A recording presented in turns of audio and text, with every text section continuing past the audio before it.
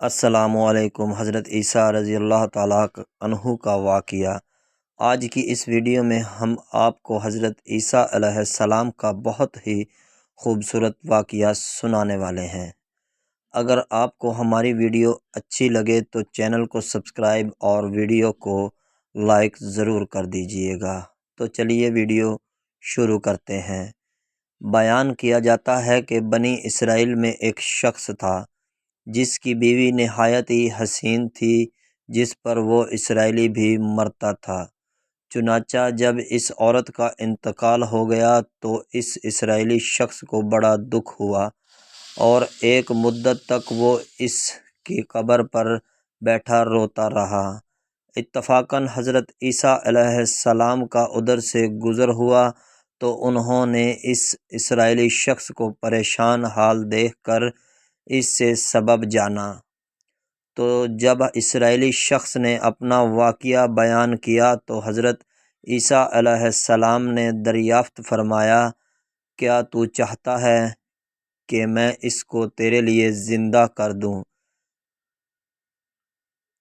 اس نے عرض کیا کہ ہاں حضور، میں یہی چاہتا ہوں۔ چنانچہ جب حضرت عیسیٰ علیہ السلام نے اس قبر کے مردے کو آواز دی تو قبر سے ایک حبشی غلام، جس کے ناک کے نتنوں، آنکھوں اور جسم کے دوسرے سوراخوں سے آگ کی لپٹیں اٹھ رہی تھی، حضرت عیسیٰ علیہ السلام کو دیکھتے ہی غلام نے کلمہ پڑھا، لا الہ الا اللہ عیسیٰ روح اللہ۔ اسرائیلی نے یہ دیکھ کر عرض کیا، حضور مجھ سے غلطی ہو گئی، میری بیوی کی قبر تو دوسری ہے۔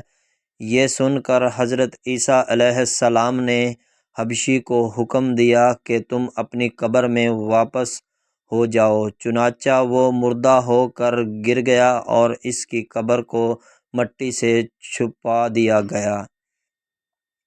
پھر حضرت عیسیٰ علیہ السلام نے اس دوسری قبر کی جانب توجہ فرمائی اور حکم دیا کہ اے صاحب قبر، اللہ کے حکم سے زندہ ہو جا۔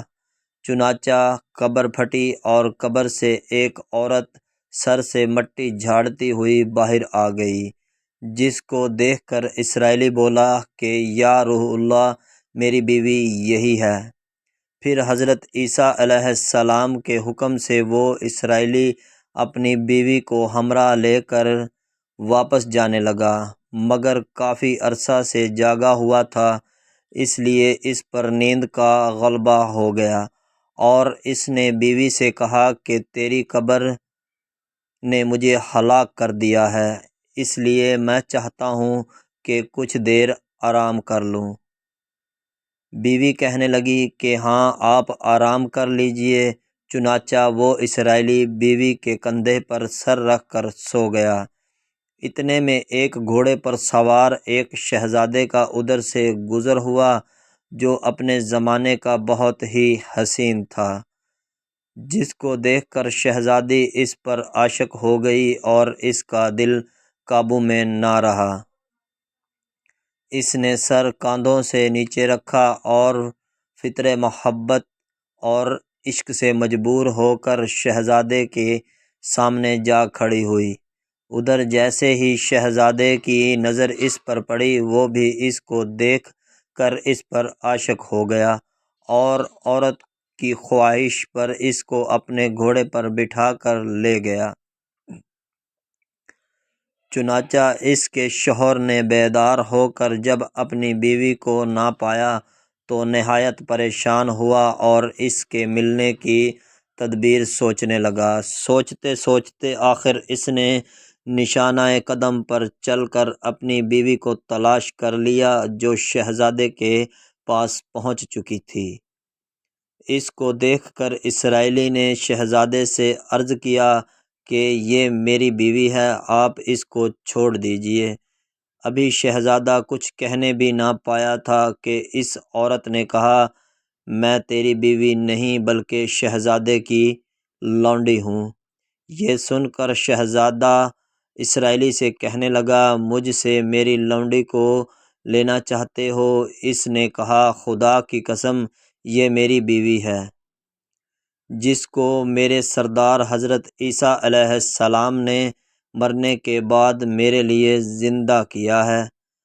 ابھی یہ گفتگو ہو ہی رہی تھی کہ اتفاقاً حضرت عیسیٰ علیہ السلام وہاں سے تشریف لے آئے، جس کو دیکھ کر اسرائیلی کہنے لگا، یا روح اللہ، کیا یہ میری بیوی نہیں ہے جس کو آپ نے میرے لیے زندہ کیا ہے؟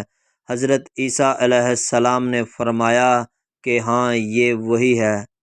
یہ سن کر عورت کہنے لگی کہ یا روح اللہ، یہ شخص جھوٹا ہے، میں اس شہزادے کی لونڈی ہوں۔ حضرت عیسیٰ علیہ السلام نے فرمایا، کیا تم وہ عورت نہیں جس کو میں نے اللہ کے حکم سے زندہ کیا ہے؟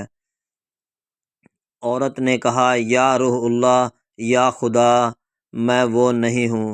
اس کے بعد حضرت عیسیٰ علیہ السلام نے فرمایا، جو جان خدا کے حکم سے میں نے تجھے دی ہے، اس کو واپس کر دے۔